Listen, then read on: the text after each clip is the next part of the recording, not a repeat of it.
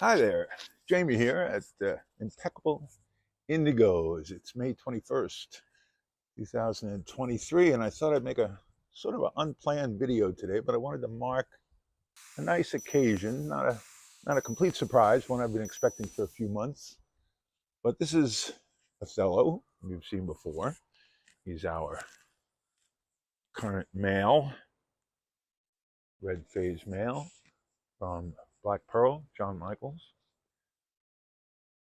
Nice red, and he's fresh out of a shed, beautiful shed this morning. And whenever they shed, I weigh them before feeding them.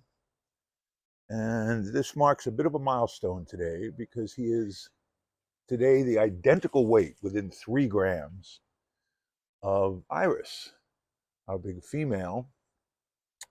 And they are exactly a year apart, I think 2 days more than 1 year apart in age.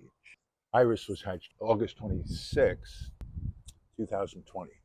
So August 28th, 2021 for Othello, and August 26th, 2020 for Iris. So Iris is going on 3 years and a few more months. And Othello going on 2 years. And yet, with this shed today, they are the identical weight because males get bigger and males grow faster. And Iris is pretty big. I think she's going to end up pretty good size for a female. And she has put on about 800 grams, close to it, in the last year. And they are both at 1,260 grams. She's at 1,263. He's at an even 1,260 today. Will she put on another 800 in the next year like she did in the last year to hit a 2,000 gram weight where she's capable of safely breeding at that point? Hard to say. We'll see. She might well do that. Males are mature for breeding at 2 to 3 years. Females more typically 3 to 4 years. So maybe in a year they'll be ready for pairing. Maybe in 2 years. We'll see. I'm not going to rush it. And little Dahlia might eventually also be a match for Otto here in a few years once we get DNA back on her and see what her relatedness is to Othello here. You know, the more time you spend with them, the more you realize that they all have different personalities. Otto is definitely the most chill.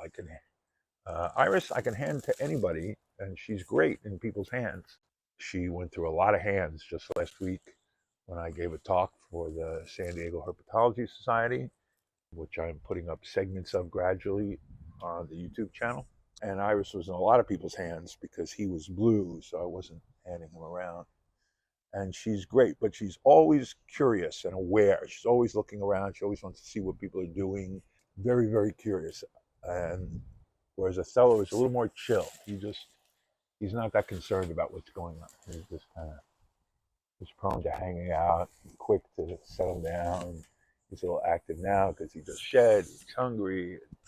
Or just brought him outdoors here, but he's actually super mellow animal, and he's starting to really put on some size. Really looking like a real indigo. I don't know. I don't try to measure their length much.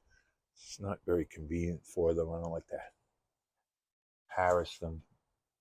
They're both at about 5.5 feet. They're both just under 6. But they'll be hitting that mark soon enough. So there you go. That's Othello. He's hit 1,260 grams. And he's not even 2 years old. He'll be 2 years old in about 3 months. And here's where he will start.